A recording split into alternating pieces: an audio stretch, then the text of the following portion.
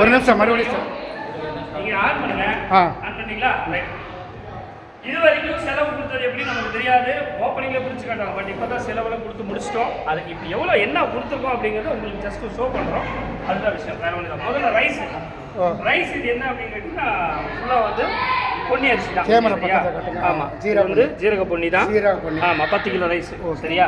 அதுக்கு அடுத்து வந்து பார்த்தீங்கன்னா இந்த செலவு சாமான், புளி, ரீஃபண்ட் ஆயிலு, அடுத்து துவரம் பருப்பு, அப்புறம் சிக்கன் மசாலா, அப்புறம் கடுகு, அதுக்கப்புறம் மைசூர் சாண்டல் சோப்பு, அப்புறம் அரசனை சோப்பு, அதாவது துணி கசுக்கிற சோப்பு. சரியா?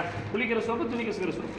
இது வந்து மிளகாத்தூள் டைரெக்டாக கம்பெனிலேருந்தே அரைச்சி வாங்கினது. வேறு எங்கேயுமே வந்து ஸ்பான்சர் கொடுங்க அப்படி கொடுங்க கேட்டு வாங்காமல் டைரெக்டாக கம்பெனிலேருந்தே பர்ச்சேஸ் பண்ணது. அடுத்து வந்து கல் உப்பு, அப்புறம் கரும்பு சக்கரை, அதாவது இது என்னது சக்கரை, கருப்பு சக்கரை. சரிங்களா? அடுத்து வந்து பூண்டு, அதுக்கடுத்து வந்து பயிறு, அதுக்கடுத்து கொண்டக்கடலை 1 கிலோ, அதுக்கடுத்து வடமிளகா, அதுக்கப்புறம் குருமிளகு, அதுக்கப்புறம் ஜீரகம். ஓகே, இத்தனை மளிகை பொருளும் நம்மளுடைய ஒரு குடும்பத்துக்கு நம்ம கொடுக்குறோம், அரிசியோட சேர்த்து. ஓகேவா? இதுதான் இப்போ நீங்கள் வரைக்கும் பார்த்ததுல அவங்களுக்கு கொடுத்தது. என்ன கொடுத்துருப்பாங்க அப்படின்னு உங்களுக்கு டவுட் வரும் இல்லையா? அந்த டவுட்டை கிளியர் பண்ணுறதுக்கு தான் இது ஒரு வீடியோ. நினைக்காதீங்க, என்னடா கொடுத்துட்டு காட்டுறாங்கன்னு நினைக்காதீங்க. என்ன கொடுத்தோன்றது ஷோ பண்ணுறோம், அவ்வளோ, வேற ஒன்று கிடையாது. மற்றவங்க மாதிரி கொடுத்துட்டோம் சொல்லிடுறதுக்கு இல்லை. ஓகே, அவ்வளோதான். பார்த்துக்கங்க, வேணா எல்லாம் கொடுத்து முடிச்சதுக்கு அப்புறம் தான் ஷோ பண்ணுறோம். தெரியுதா? ஓகே, வேறு எதாவது சொல்ல வேண்டியது இருக்கா நீங்கள்?